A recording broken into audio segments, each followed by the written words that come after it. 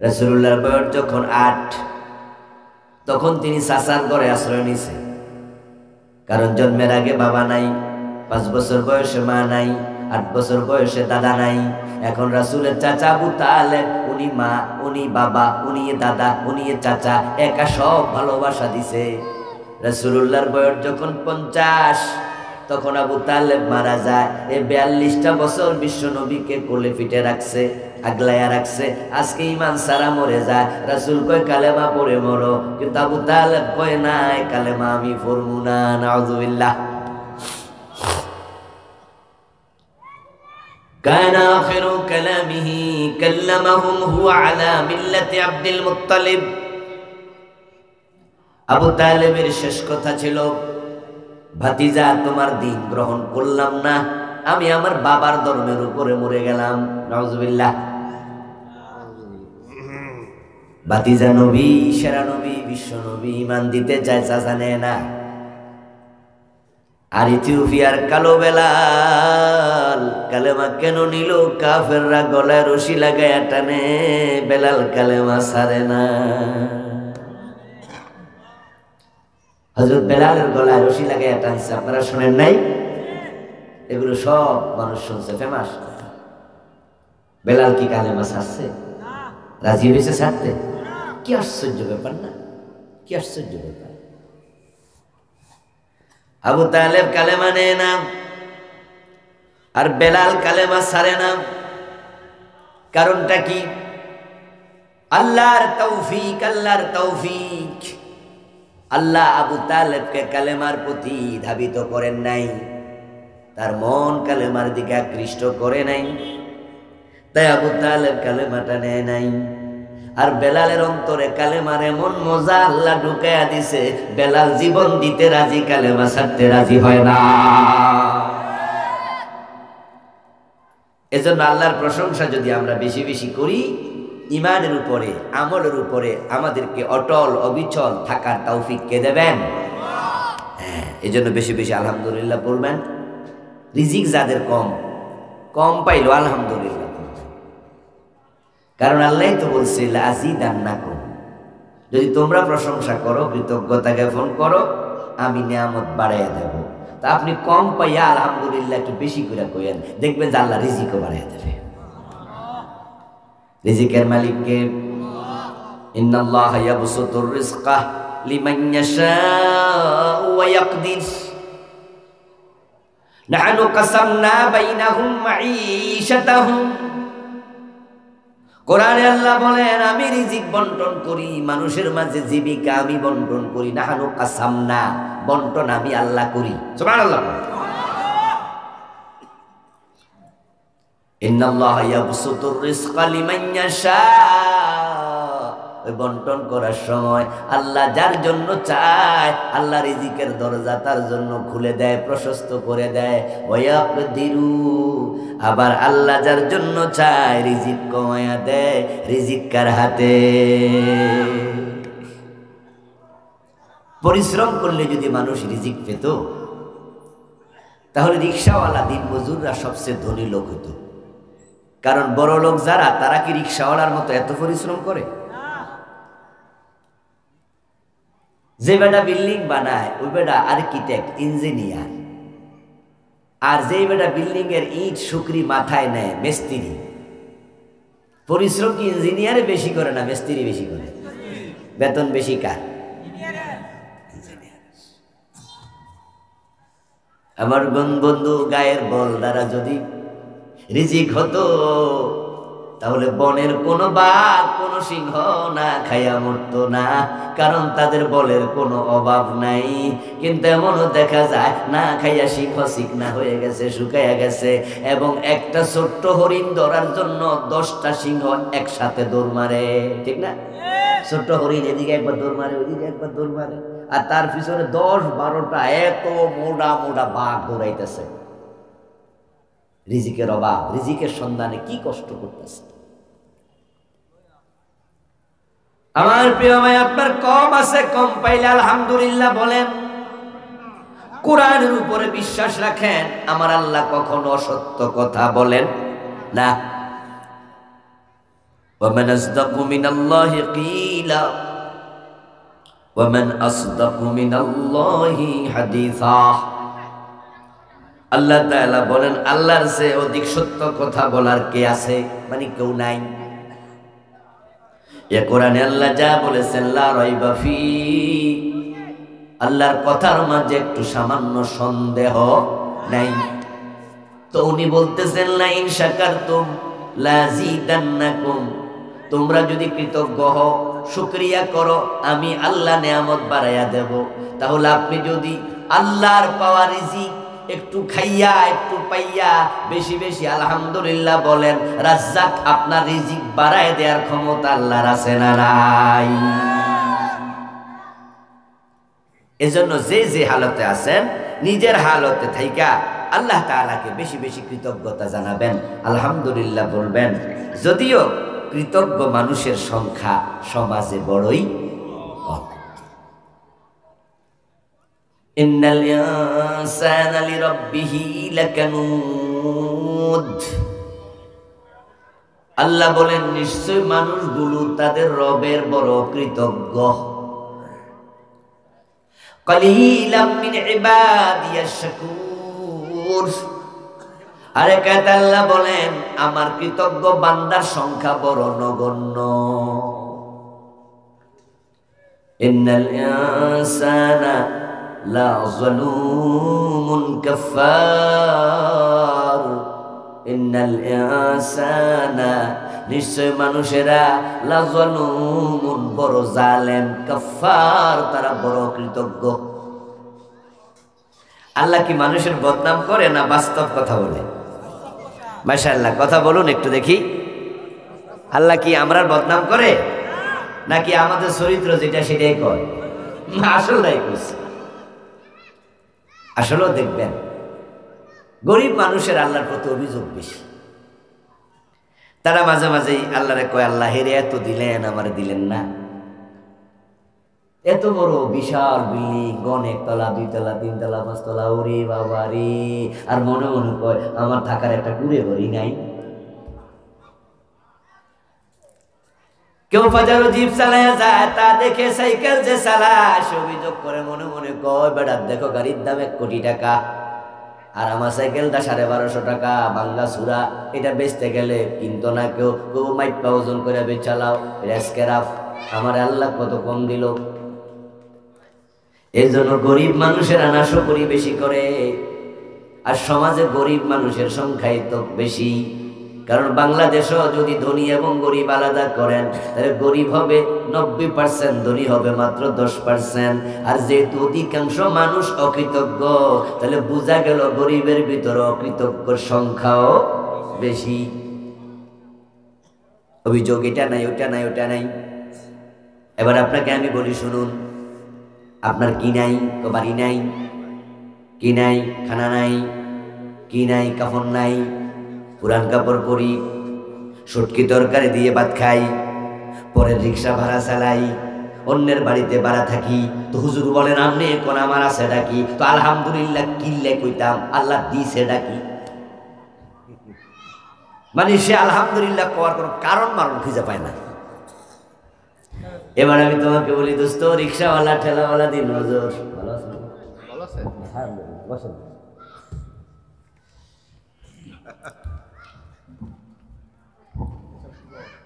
Chairman সাহেব না? সম্মানিত ভাইরা, 6 নং পন্দি ইউনিয়ন পরিষদের সম্মানিত চেয়ারম্যান জননেতা জনাব আব্দুল কাইয়ুম ভাই এসেছেন, আমরা ভাইকে স্বাগত জানাচ্ছি। ভাইজান সময় হাতে আছে না কিছু? না যাবেন না ভাই? আছে। আমার প্রিয় ভাই বলছিলাম ওই ভাইরা তো আলহামদুলিল্লাহ করার কারণে খুঁজে পায় না। এবার আমি সেই গরিব মানুষটাকে বলি, তোমার যে আল্লাহ 2টা কিডনি দিছে, বলো তো 2 কিডনি আল্লাহ না দিলে কিনতা কয় টাকা দিয়া? তোমার আছে কত? কই হুজুর আমি যে গরিব মানুষ, কিডনি কিনতাম করতে, পেঁয়াজে তো কিনতে পারি না। বাজারে পেঁয়াজ কিনতে যাইয়া জামাই কাঁদে, ঘরে পেঁয়াজ কাটতে যাইয়া বউ কান্দে, 2 ফ্যামিলির পরিবার একসাথে কান্দে। কিডনি দুইটা তোমার কেনার টাকা নাই, কয় না। তো আল্লাহ তোমাকে এটা কি টাকার বিনিময় দিছে না ফ্রি দিছে? দুইটা চোখ যদি আল্লাহ তোমার না দিত, দুনিয়াতে কত অন্ধ মানুষ আছে তুমি বলো তো, ওই দুইটা চোখ তুমি কি দিয়া কিনতা? তোমার কত টাকা আছে? কই হুজুর বেগুন কিনতে টাকা নাই, শুটকি কিনতে টাকা নাই, চোখ কিনতাম কি দিয়া? তো আল্লাহ তোমারে যে দিল দুইটা চোখ, মাগনাই তো দিল। দুইটা চোখ পাইলাম, দুইটা কিডনি পাইলা, দুই পা নাই, দুই হাত নাই, এমন মানুষ ধরণীতে আছে। ওই দুইটা হাত তুমি কি দিয়া কিনতা? দুইটা পা কি দিয়া কিনতা? ওই পা দেওয়ার কারণে এখন তো প্যাডেল চালাইয়া খাইতে পারো, দুইটা হাত দেওয়ার কারণে রিক্সার হাতল ধরে চলতে পারো, দুইটা চোখ দেওয়ার কারণে দেখে দেখে রাস্তা হাঁটতে পারো, রাস্তায় চলতে পারো, কিডনি দুইটা দেওয়ার কারণে শরীরটা তোমার ভালো আছে। তোমার পার্টস গুলো এবার হিসাব করো, তোমাকে আল্লাহ না চাইতে এ কত কোটি টাকা দামের একটা বডি মাগনা দিয়া দিছে।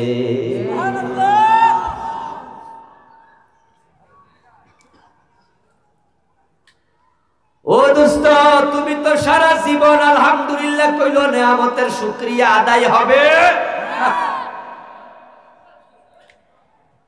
তাউদ্দু নি'মাতাল্লাহি লা তুহসুহা। এজন্য আল্লাহ তাআলা কোরআনে বলছে, আমি যে নেয়ামত তোমাদের দিয়েছি যদি তোমরা এটা গুনতে থাকো, হায়াত আমি বাড়াইয়া কিয়ামত পর্যন্ত লম্বা কইরা দিই। যদি দুনিয়ার সব মানুষ মিল্লাও গুনতে থাকো, আমার নেয়ামত গুনে কোনোদিন শেষ করতে পারবা না। এজন্য আমরা নিজের কল্যাণে আমরা বেশি বেশি আলহামদুলিল্লাহ পড়বো। রাজি আছেন তো? এটা আজকের মাহফিলের শুরু সবক। সব সময় বেশি আলহামদুলিল্লাহ আলহামদুলিল্লাহ আলহামদুলিল্লাহ বলতে থাকবেন। দেখবেন আপনার ঈমান যদি শক্ত হয়, আল্লাহ শক্ত ঈমানদার লোককে ভালোবাসে, আল্লাহ শক্তিশালী মুমিনকে পছন্দ করে। আল্লাহর উপর যে বেশি যত তাওয়াক্কুল করে, আল্লাহ তার জন্য তত কাছে আসে। দেখবেন নিশ্চিতভাবে আপনার নেয়ামত আল্লাহ আরো বাড়াইয়া দেবে। এই জন্য আমরা বেশি বেশি আলহামদুলিল্লাহ করবো। রাজি আছেন তো ইনশাআল্লাহ? প্রতিদিন 20 বার 50 বার 100 বার সুযোগ পেলে আলহামদুলিল্লাহ আলহামদুলিল্লাহ আলহামদুলিল্লাহ বেশি বেশি করবেন। প্রিয় দিনী ভাইরা, আমি আপনাদের সম্মুখে পবিত্র কোরআন মাজিদ থেকে সূরাতুন নহলের 36 নম্বর আয়াতে কারিমা তেলাওয়াত করেছি। প্রিয় নবীজি সাল্লাল্লাহু আলাইহি ওয়াসাল্লামের পবিত্র মুখ অনুসৃত একখানা ছোট্ট হাদিসে নববী পাঠ করেছি। আল্লাহ তাআলা তৌফিক দান করলে এখান থেকে কিছু কথা বলবো ইনশাআল্লাহ। আল্লাহ তাআলা বলছেন, ওয়ালাকাদ বাআসনা ফি কুল্লি উম্মাতির রাসূলা।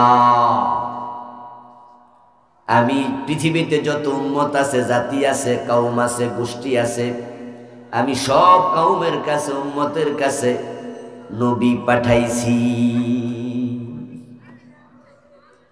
وَإِن مِّنْ أُمَّةٍ إِلَّا خَلَا فِيهَا نَذِيرٌ। অন্য আয়াতে আল্লাহ বলেন, এমন কোন জাতি নাই যাদেরকে জাহান্নামের ভয় প্রদর্শন করার জন্য আমি নবী পাঠাই নাই।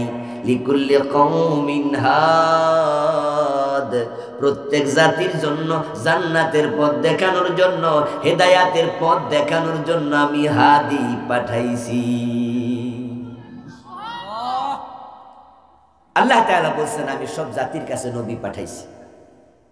এই নবী পাঠানোটা এটা আল্লাহর বড় দয়া। আল্লাহ তাআলা যদি নিজে মেহেরবানি করে আমাদের কাছে নবী না পাঠাতেন, তাহলে দুনিয়ার মানুষগুলো নিজের মন মগজ, নিজের বুদ্ধিমত্তা খাটাইয়া তারা দুনিয়ায় চলতে পারত, কিন্তু তারা জান্নাতের পথ খুঁজে পাইতো না। মন মগজ খাটাইয়া মোবাইল বানাইছে, কম্পিউটার বানাইছে, ব্রেন খাটাইয়া মানুষ মঙ্গল গ্রহে নবযান পাঠাইছে, চাঁদের দেশে গিয়ে নামছে, সব ঠিক আছে। তুমি তোমার ব্রেন দিয়া, মেধা মনন দিয়া তুমি দুনিয়ায় চলতে পারতা, কিন্তু নবী যদি না পাঠাইতেন আল্লাহ, তুমি জান্নাতের পথ তোমার মেধা দিয়া খুঁজে পাইতা না।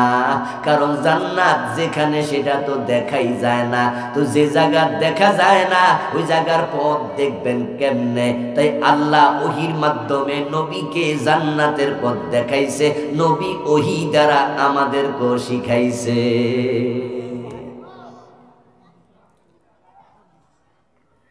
যদি মানুষ জান্নাতের পথ পেতে চায় তাকে ওহীর কাছে আসতে হবে। এটা আল্লাহ তাআলার বড় দয়া, তিনি ওহী পাঠাইছে নবীদের কাছে, নবী পাঠাইছে আমরার কাছে। কারণ আমরা যত বড় বুদ্ধিমান হই, যত বড় জ্ঞানী হই, আমরা মাঝে মাঝে পথ হারাই। ঢাকা থেকে চট্টগ্রাম গেলে পূর্ব পশ্চিম চিনে না, ঢাকা বিশ্ববিদ্যালয়ের ভিসি বাড়ি যদি রাজশাহী হয়, বরিশাল গেলে তিনিও রাস্তাঘাট চিনে না। মানুষের জিগায় পশ্চিম কোনটা। যদি আপনি হাটাজারি মাদ্রাসার প্রিন্সিপাল, মহাপরিচালক, যত বড় হুজুর হোক, উনিও যদি এক জায়গায় থেকে 100 মাইল দূরে আর এক জায়গায় যায়, পূর্ব পশ্চিম লইয়া উনার কি ফেস লাগে না? কার লাগে না? কার লাগে না? এখানে আমরা যারা আছি, পথ হারাইছেন, দিক হারাইছেন, এমন ঘটনা কি জীবনে ঘটে নাই? আমিও তো কত জায়গায় গেলে আগামাতা পাই না। এই হলো মানুষের এলমের দশা।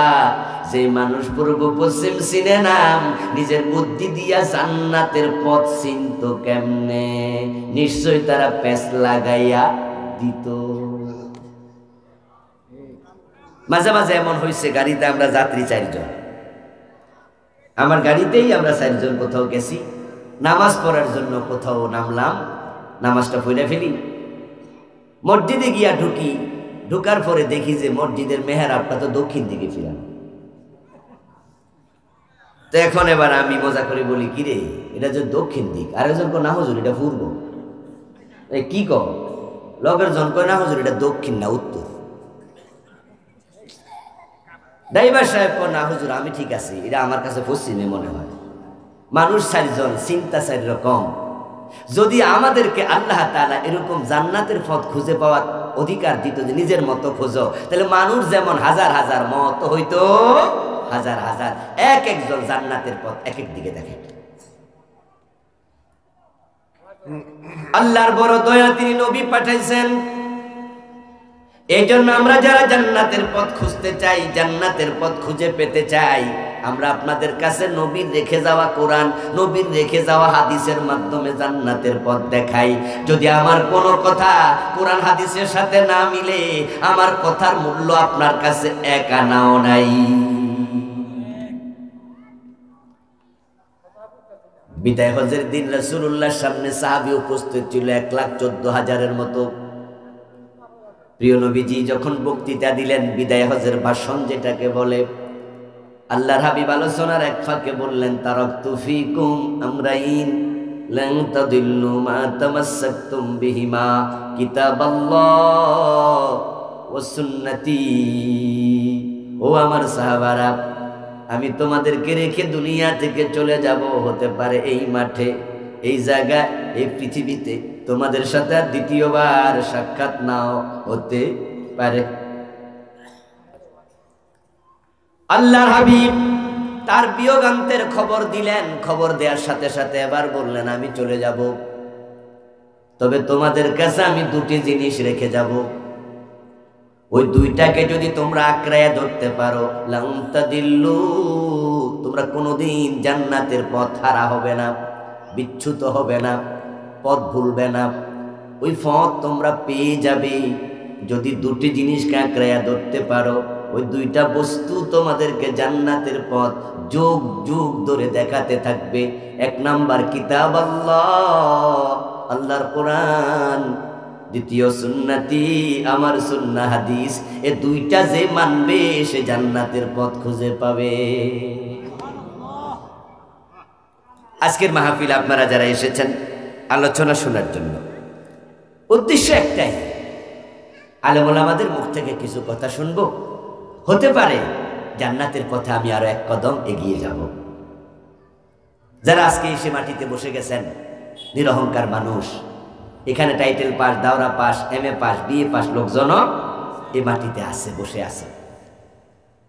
আচ্ছা, যাওয়ার সময় কি আপনাদের রিক্সা ভাড়া দিব? আপনাদের কি যাওয়ার সময় কি একটু খেচুরি মেচুরি খাওয়াইব?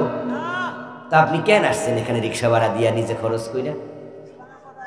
উদ্দেশ্য একটাই তো, জান্নাতের পথই খুঁজে পাওয়া যায়। হুজুরের মুখ থেকে শুনে যদি একটু আগাইতে পারি, আল্লাহ যেন আমার জান্নাতের পথটা ক্লিয়ার করে দেয়। যে জান্নাত খোঁজার জন্য এই প্রচণ্ড শীতে ফজরের টাইমে মসজিদে চলে যান, যে জান্নাত পাওয়ার জন্য চৈত্র মাসের দুপুরে রোজা রেখে কষ্ট করে রিক্সা চালায়, দিন মজুরি করে, এমন আল্লাহর এমন বান্দা আছে যে রোজার মাসে রিক্সা চালায় অথচ রোজা ভাঙে না। এমন 2-4 জন আছে না? আরে ওই বেটা বুঝে রোজার কষ্ট কারে কয়। সকাল 10টা বাজার আগেই যার পুরা দেহটা ঘামে ভিজে যায়, মাঝে মাঝে গেঞ্জিরা খুলে হাতের মাঝে এরকম চাপ মারে, মনে হয় যেন পানির মতো টপ টপ করে তার ঘাম পড়ে। বেটার বুকটা পিপাসায় খা খা করে, ঘড়ির দিকে তাকায়, মাত্র 1টা বাজে, এখনো আরো 7 ঘন্টা বাকি আছে ইফতারে, কিন্তু রোজা ভাঙে না, কষ্ট করে রাখে, উদ্দেশ্য আল্লাহর জান্নাত পাওয়া। ঠিক নয় কি? গতকালকে বা পরশু দেখলাম ভিডিওতে একজন ভাই ফেসবুকে একটি ভিডিও দিয়েছে। উনি যে জায়গায়, সে জায়গাতে পানি নাই, রাস্তার মাঝে বরফ। দেখলাম যে উনি নামাজের ওযু করতেছে বরফ দিয়া ওযু মুখ ধুইতেছে, বরফ দিয়ে হাত ধুইতেছে। ও বন্ধু, আমাদের দেশে তো পানি বরফ হয় না, এরপরও সকালবেলা শীত বেশি হইলে পানির মাঝে যে গোসল করতে যায়, এই বেটা গোসলে নামার আগে কত রকমের বংশন করে, ঠিক না? একবার গেঞ্জি খুলে লাফ মারতে চায়, আবার ওড়ে, আবার নামে, আস্তে পানিতে হাত দিয়ে আবার টান দেয়।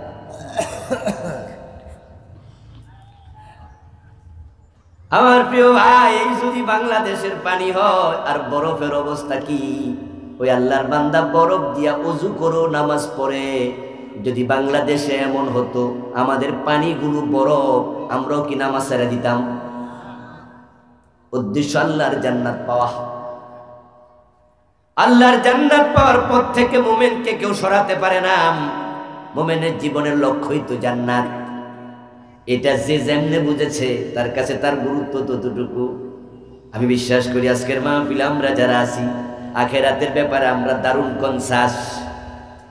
আমরা কেউ এমনটা মনে করি না মরার পরে আর একটা জীবন হয়তো আছে, নাও থাকতে পারে, এরকম নাকি জীবন আছে? সন্দেহ আছে? নিশ্চিত আমরা বিশ্বাস করি চোখ বন্ধ হওয়ার পরে নতুন জীবন শুরু হবে, যেই জীবনে শুরু আছে কোনোদিন আর শেষ নাই, এবং সে জীবনটা আজকে শুরু হওয়ার সম্ভাবনাও। এটার নাম আখিরাত। ওয়াবিল আখিরাতি হুম ইউকিনুন। আমার ভাইয়েরা, মরার পরে যেই জান্নাত আপনার আমার প্রত্যাশা, সেজন্যই তো সব কষ্ট। ওই জান্নাত যদি পেতে চান, আমার রাসূল বলে 2টি জিনিস রেখে গেলাম, শক্ত করে আঁকড়াইয়া ধরো। একটার নাম কোরআন আর একটার নাম হাদিস। এখন আপনাদের কাছে আমার প্রশ্ন, কোরআন হাদিস ধরছে কয়জনে? বরং বাংলাদেশের শিক্ষা সিলেবাসে তো কোরআন হাদিস নাই। ইচ্ছা করলে কি আমাদের দেশের গভর্নমেন্ট যারা 52 বছর ধরে দেশ চালাচ্ছে, তারা সবাই তো মুসলিম। সে 71 থেকে আজ পর্যন্ত প্রেসিডেন্ট মুসলিম, প্রধানমন্ত্রী মুসলিম, শিক্ষামন্ত্রী মুসলিম। বলুন তো, ক্লাস 1-এ কায়দা, ক্লাস 2-তে একটু 10টা সূরা, ক্লাস 3-তে আম্পারা, ক্লাস 4-এ গিয়ে সূরা বাকারা, এরকম করে একটা সিলেবাস সাজায়া ইন্টারমিডিয়েট পর্যন্ত 100 কোরআন 100 হাদিস সিলেবাসে ঢোকানোর সুযোগ আমাদের আছে না নাই? কিন্তু ক্লাস 1-এ কায়দা পড়া, ক্লাস 5-এ আম্পারা পড়া, ইংরেজি আছে, অঙ্ক আছে, বিজ্ঞান আছে, ভূগোল আছে। মুসলমান নিজেরা মুসলিম হইয়া তোমরাই সিলেবাসে কোরআন ঢুকাও নাই, যার কারণে MA pass, BA pass, doctor, engineer আছে, যারা অনেক বড় শিক্ষিত, কিন্তু আল্লাহর কোরআনটা দেখে দেখেও পড়তে জানে না।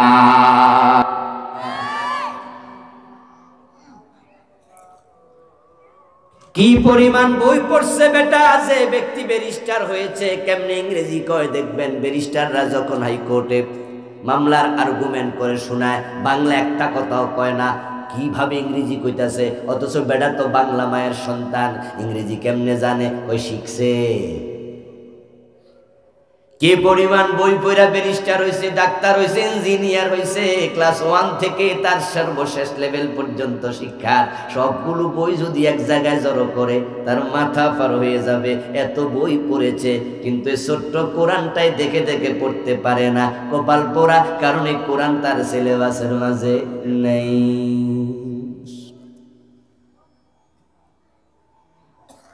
এই জন্য কোরআন সুন্নাহ ধরো। ওয়ালাকাদ বাআসনা ফি কুল্লি উম্মাতির রাসূলা, আমি সব জাতির কাছে রাসূল পাঠাইছি। আমরা একজন রাসূল পাইছি, আমাদের রাসূলের নাম হলো মুহাম্মাদুর রাসূলুল্লাহ সাল্লাল্লাহু আলাইহি ওয়াসাল্লাম। এখন রাসূলগণ কেন এসেছেন? আল্লাহ তাআলা এই আয়াতে আবার বলতেছে, শোনো, রাসূলরা এসেছেন মানুষকে একটা দাওয়াত দেওয়ার জন্য। আদম থেকে নবী মুহাম্মদ পর্যন্ত লাখ লাখ নবী আমি আল্লাহ পাঠাইছি। সব নবীর মিশন, ভিশন, জীবনের লক্ষ্য শুধু একটা কাজই করেছেন। ওই দাওয়াতটা হলো আনিবুদুল্লাহ ওয়াজতানিবুত তাগুত। ও দুনিয়ার মানুষ, তোমরা ইবাদত করবে শুধু কার, এবং তাগুতের সাথে কোনো সম্পর্ক রেখো না। এই দাওয়াতটা দেওয়ার জন্য আল্লাহ সব নবী, সব রাসূলকে পাঠাইছে। সব নবী এসে মানুষকে ইবাদত শিখাইছে। আর আমরা ইবাদত শিখবো কোরআন এবং হাদিসের মাধ্যমে। কেমনে ইবাদত করা লাগে এটা আল্লাহ তার কিতাবে বলেছে, এবং আল্লাহ রাসূলকে কিতাবের ব্যাখ্যা শিখাইছে। রাসূল সেটা মুখে এবং আমল করে দেখাইছে। আর রাসূলের মুখের কথা, রাসূলের আমলের নাম হাদিস, ঠিক না? ইবাদত করার জন্য রাসূলরা, নবীরা আমাদেরকে বলেছে। এবার আপনাদের কাছ থেকে জানতে চাই, আল্লাহ মানুষ বানাইছে কেন? যারা জানেন তারা বলেন কেন? তাহলে আল্লাহ মানুষও বানাইছে ইবাদতের জন্য, নবীও পাঠাইছে ইবাদত শিখানোর জন্য।